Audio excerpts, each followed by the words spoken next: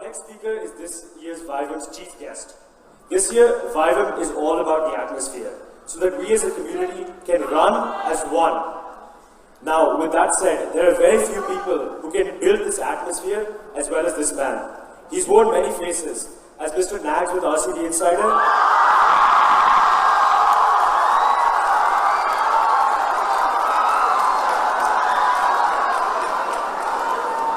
and most recently in humble politician Log Raj.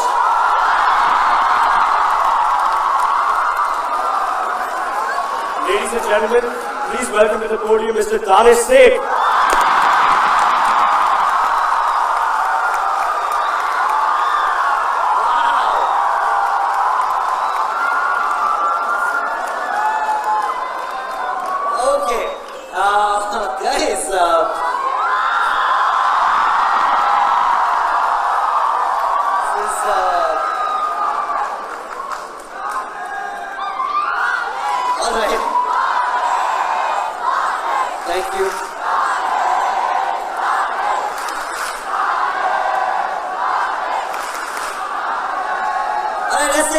Guys, hold on. Thank you for the love.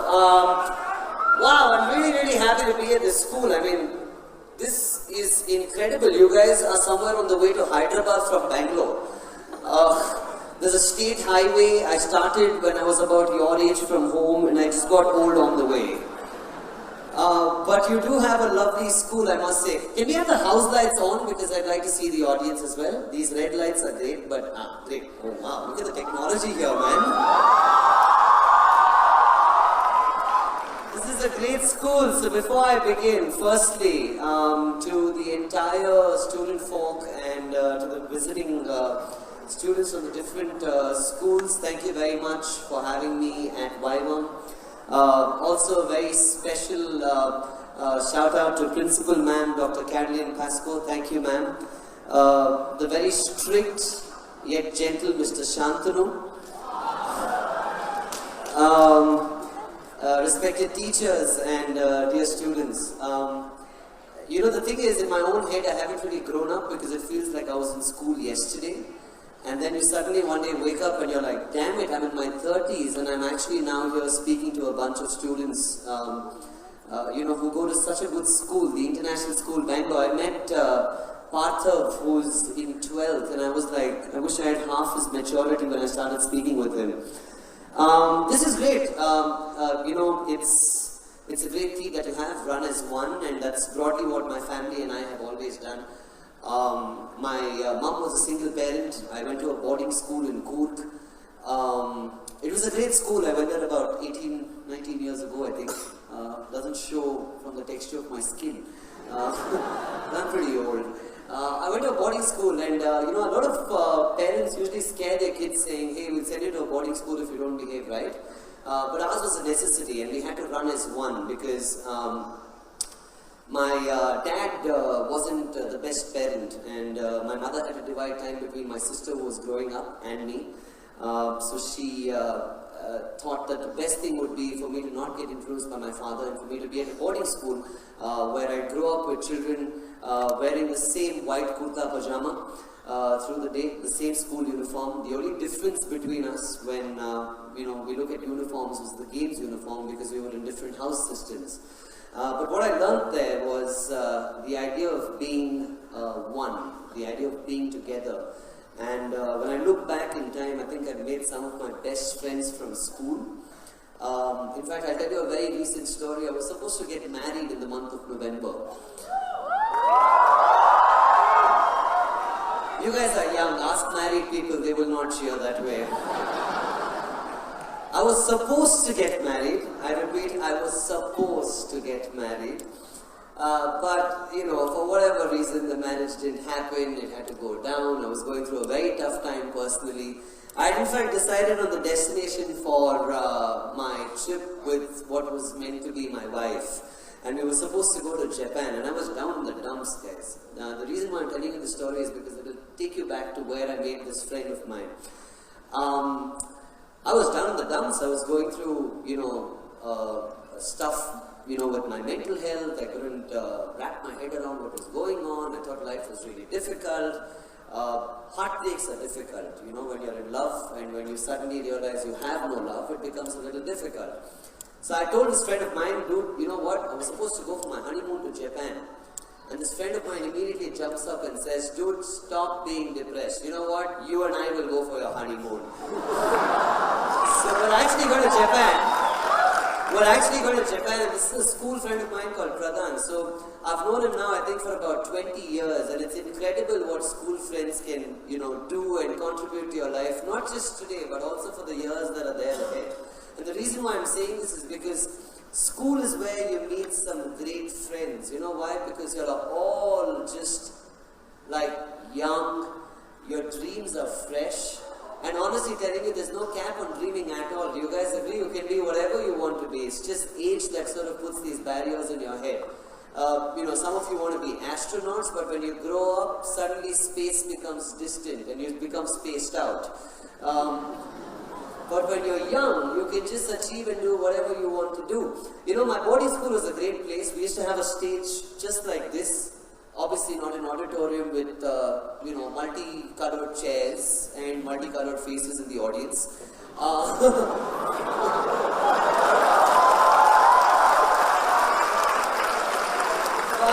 But my boarding school was a great place. You know, I used to study at Frank Anthony Public School in Bangalore. Any of you? So FAPS is a fun place, you know, it's an okay place. It's an okay place. You never hear them saying, oh, we produced, you know, IAS officer. They produce comedians. Basically, people who are just having fun in life. But I was there and I was never allowed to go up on stage, guys. I was never allowed to go up on stage for some reason. The only time I went up on stage, there was this thing which happened when I was in nursery, where they brought about kids A for apple. So if a child had red cheeks, he was A for apple. B for ball, he was a little stout and that child was rolled up on stage. C for cat, no Snapchat filters back in the day, so if, you know, the boy or girl looked cute and looked like a cat, I don't know how, but they put that child up on stage. I was given Z for Zulu chief. I know you guys study what, A level, is that right? IB, so it's Z for you guys, it's not Z, sorry. So I was Z for Zulu chief and I was sent up on stage and I just had to go to hoo on stage. That's it, they never let me go up again. But when I went to my boarding school, I had a stage like this, and the reason why I'm quoting this is because, you know, when we're in school, we don't really make use of every facility that exists around us. Some of us think we're cool, some of us are really too shy to go out there and do something that's going to eventually contribute. I remember going up on stage. My first ever play was a Kannada play where I had to run across the stage almost from that distance to this distance, screaming, "Ayo, yo, yo, yo, yaro, vidibare."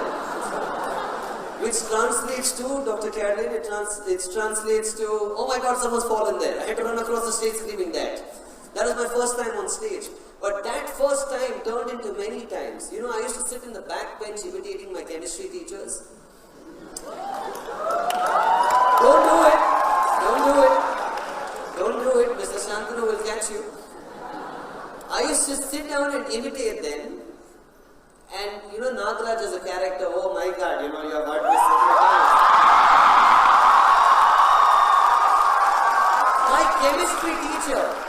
My chemistry teacher actually spoke like that, and many years later, when I started my radio career, I spent about almost a decade on radio now. When I started my radio career, my prank calls got popular, you know, the different characters, the Malayali one, oh my God, you know, Chaco, I'm sure you've heard of him. All these characters were influenced from my teachers in school, so I met my chemistry teacher, he looked at me in the eye and he said, thank God you picked my accent up and not the chemistry. All that time that I spent on stage, you know, I was reprimanded a couple of times because teachers are very good, you know. My best friend, I grew up without my father, but I must say I found a father in the principal of my school, and till date we have a great relationship.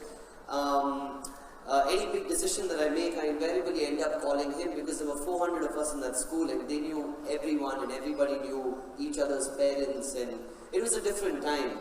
The principal of my school, I remember, he would reprimand me for imitating teachers because teachers would go and complain and say, sir, we cannot handle this boy, sir. He's a complete useless fellow, sir. He will not do anything.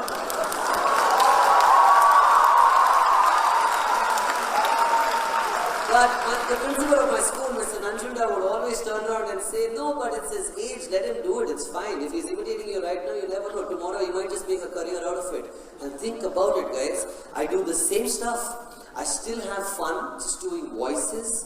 I still tease people on the radio like I used to sitting in my classroom. I still perform on the stage. I still love my audiences. And the best thing is I get paid to do all of this stuff.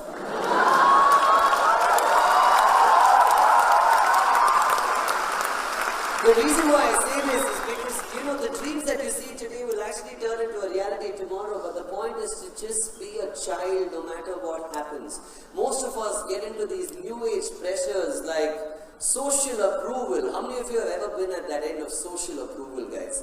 I know, it is so common, but don't fall prey to that. What happens is, especially, how many of you are on social media, on Instagram and Facebook and all of that stuff?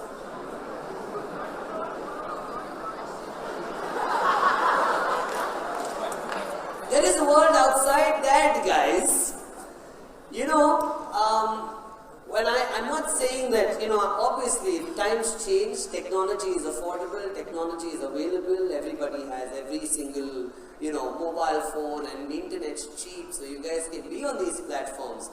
But the point is, how do you actually use these platforms? The reason why I'm speaking about this is because I was recently at a different school, not as fancy as yours, but when I was there at that school, the first question I got in that Q&A session was, sir, how to get blue tick on Instagram, sir? What's up with you? So many other questions that you can ask. Why do you want a blue tick on Instagram?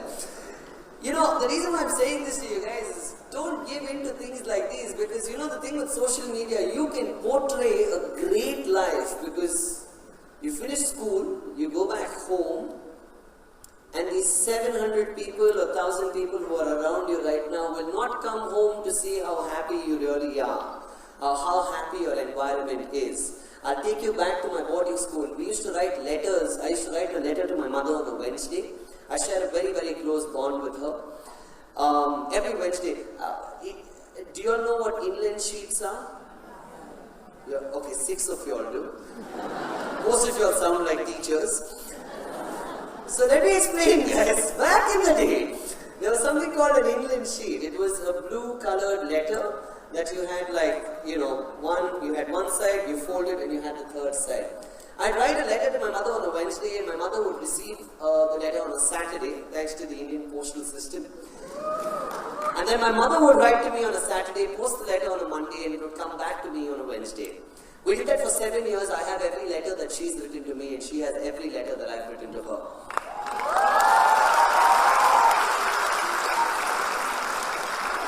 And someday we hope to put that into a nice little diary and sort of, put it together. But every letter that we wrote to each other was a lie. Every letter. My mother would always say things at home are great. Dad is fine. Until I'd come back home and realize Dad wasn't even around. I would write to her saying, hey, I know everything is good. I know everything is great back at home. But I knew in my heart that everything wasn't right. When I would turn around and tell her that in school, today they're distributing chocolates for someone's birthday and my birthday is coming up, but I don't want to distribute chocolates because chocolates aren't available. I knew that the chocolates were available, but a financial burden on my mother would affect because she was a single parent. Every letter that we wrote was a lie, but we were just projecting happiness. And that's exactly what today's social media is. People are projecting happiness, but what's happening inside them is purely theirs. So don't fall prey to somebody else's happiness. What's yours is truly yours. And as time goes by, you'll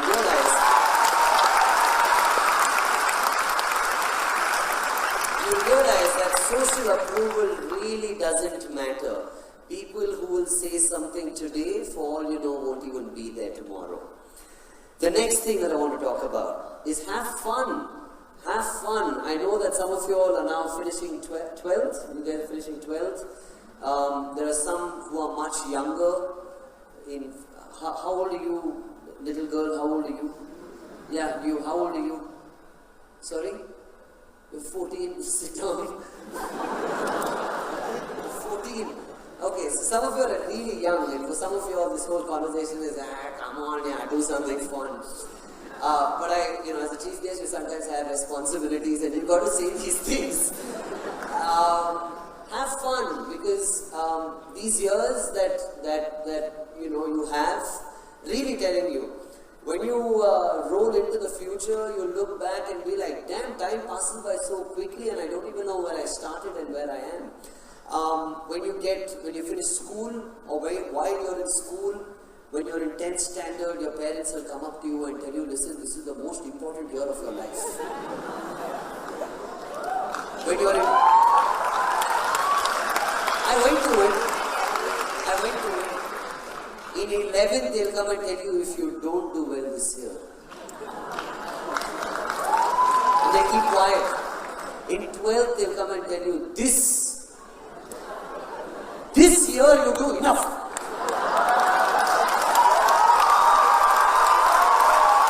Then you go to undergrad, and it's the same story. I'm not kidding you. Even now, when I go to work, it's the same thing. I enter work, and the first day I went to work, someone told me, this. 8 years in, I'm still figuring 10 years in, I'm still trying to figure what I'm doing with my life. Listen, every day, I wish people actually told you this, that not a year, not an exam was important, but every day in life is important. Because honestly telling you, what is the guarantee that we have tomorrow, guys? So I would rather tell you, every day is important. Be good to people around you. Be kind to people around you. Don't bully someone who's weaker. Instead, make them stronger by contributing to their lives.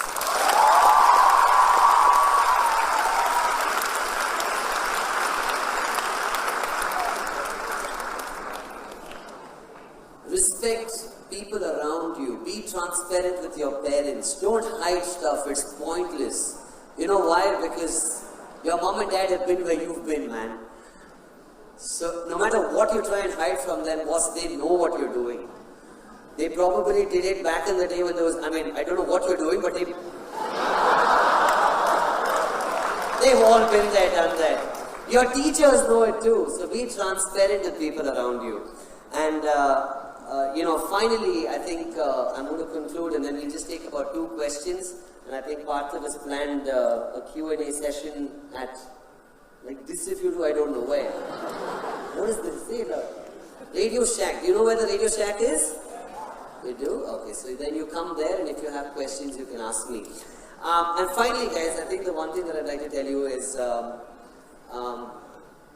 enjoy, the process. A lot of us focus on the destination, and in the process, we don't enjoy the journey that sort of takes us there. Think about it. How many of you have gone for a holiday? How many of you have gone for a holiday? How many of you have gone for a holiday ever? You know what makes a holiday special? It's not really the destination. Yeah, it's not the destination. You might go abroad, but the fact of the matter is it's the time that you spend with your family between places that you go and see. When you go to a Universal Studios or a Disneyland, you're not really enjoying, the ride is for 2 seconds or 3 seconds, but it's the time that you spend in between getting from one ride to the other. So enjoy the journey. The destination is going to be great for all you guys, because I think the school is really churning out some great students. I looked it up online and I figured that all of you all are just wow. And I'm sure that the future is going to be great. Thank you very much for having me at Bible.